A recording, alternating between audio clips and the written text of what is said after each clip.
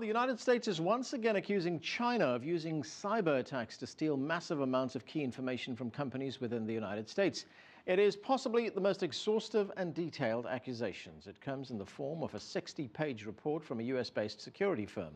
China is calling the allegations groundless. Let's go now to CCTV's Sean Callebs for the latest on this. Sean?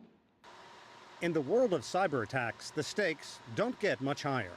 The accusation: the Chinese military has hacked hundreds of terabytes, huge amounts of valuable data, from some 141 companies and organizations in the United States. That's the finding from an exhaustive study by a U.S.-based cybersecurity firm called Mandiant, which says the assault has been going on for years. What the report does is it details a massive cyber espionage campaign. As you said, it takes place over about 6 years. And the actors are a group that we call Advanced Persistent Threat 1, or APT1. Mandiant says its evidence is damning. And the hacking has targeted companies such as Coca-Cola, as well as U.S. military technology and critical American infrastructure, power grids, water lines, and oil and gas lines. Mandiant's report says all the computer hacking can be traced back to this nondescript building in a rundown section of Shanghai.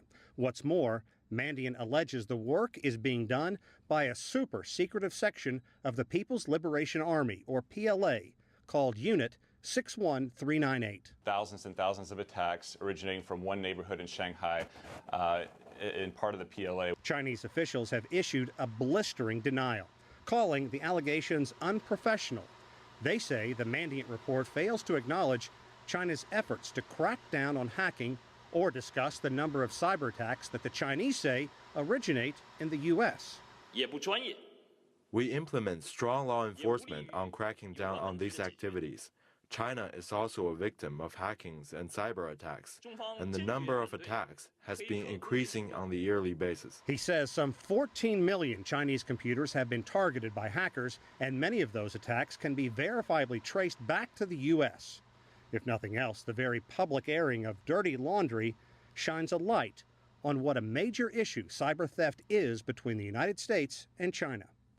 You may wonder, if Mandiant has found a smoking gun, why don't companies reach out to government entities like the FBI to investigate? Well, in simple terms, many private companies don't want the government to have working knowledge of their innermost sensitive information. They prefer to handle those kind of investigations themselves and get back to doing what they do best. And of course, Anand, that's making money. That's right, Sean. Thanks a lot. Sean Callebs reporting there. Now, the United States has long been accusing China's military of launching cyber attacks on U.S. networks. China's foreign ministry, for the first time, made an official response to these accusations. For more on that, let's talk to our reporter in Beijing, Han Pang, who's got the latest there. Han, what have the Chinese officials been saying about this? Hello, Anand. China's foreign ministry spokesman Hong Lei has for the first time has made a formal and explicit denial on the accusations made by Mandiant company. He said the accusation made by this company is groundless, unprofessional, and irresponsible. He also said the Chinese government is consistent in opposing and cracking down the cyber attacks. As Sean reported just now, Hong Lei also said that China is also a victim of the relentless attacks happening on the cyberspace, and that China has traced most of the IP addresses back to the United States in such cyber attacks. He said that China can only say that we can only say that they originated in the U.S., which is entirely different from media reports that Chinese government or military are responsible for the attacks cited in the Mandiant report. He also said the China's National Defense Ministry also disputed the Mandiant allegations, saying that the Chinese military has never supported any kinds of hacker activity, and the ministry said the accusations are neither professional nor consistent with facts. Back to you. Han, we're hearing the Chinese accusation that U.S. hackers have in fact been infiltrating Chinese computer networks. What is the basis for that? Well, China released a couple of figures as evidence to support the accusations on the United States. According to China's National Internet Emergency Response Center, in 2012 alone, the IP addresses from foreign territories hacked nearly 38,000 Chinese websites, and over 14 million Chinese computers. When China traced the IP addresses, most of them have led back to the United States. But like the United States, China has called for a global crackdown on the cyber attacks. Back to Anand. Thanks, Han Peng there reporting from Beijing. Now, for more on cyber attacks, I'm joined by Allan Friedman, who's a fellow in governance studies and research director of the Center for Technology Innovation at the Brookings Institution. Let's look first at these accusations that have come out against the Chinese. I guess one could be forgiven for being a little bit cynical right here. I mean, is this kind of a softening up process, trying to soften public opinion ahead of something that the United States wants to do? I don't think it is. We've seen a number of reports like this that have come out from various companies that have said, listen, we have a unique advantage point to see what's going on in company networks, and we're going to release some data. We're not going to release all of what's going on, and we don't know what kind of things are taken.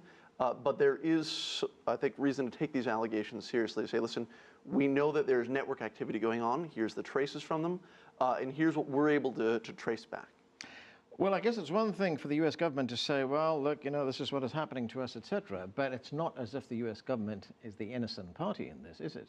No, and that's part of the challenge as we sort of explore our way around cybersecurity, is understanding how different states are going to react. And it's important to remember that these are different types of threats we're talking about. We talk a lot about cybercrime, we talk about espionage, we talk about war, and it's important to keep these things separate. They're not all one bucket just because they involve a computer.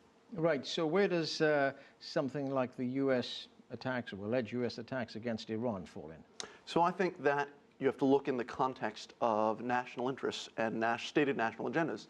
The United States has said, listen, we have a strong interest in preventing Iran from developing nuclear capability, becoming a nuclear power, and I don't think anyone in the world would be surprised that the United States is going to take certain actions to try to prevent that from happening. But that's a subjective thing. Any country can say it's in our national interest to do that. Of course. Yeah. But I think the idea is you have to look at it in terms of stated goals. So here's our stated goal, and here's what we've done. Okay. Now, you could look and compare that with what other options they had, and one of them is, of course, to not do anything, or do other traditional types of covert action.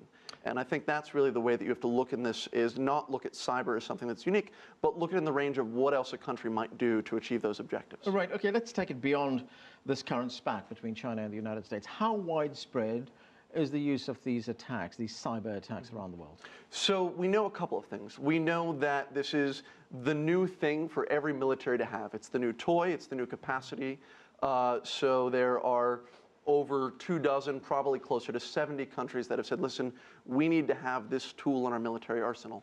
At the same time, we also have to acknowledge that at the moment, people aren't really dying from this. This is not something that at the moment is as critical as an aging nuclear infrastructure around the world, as civil wars. So you have to put it in context of people aren't dying from it now, but at the same time, it's an open gray area in international conflict, and we need to have some boundaries about how this is going to be used, if for no other reason so that countries know how to react when this sort of thing does happen, so that we don't see conflicts rapidly escalate out of control. Okay, Allan Friedman, going to have to leave it there. Thanks for joining us. Thanks. Thank you.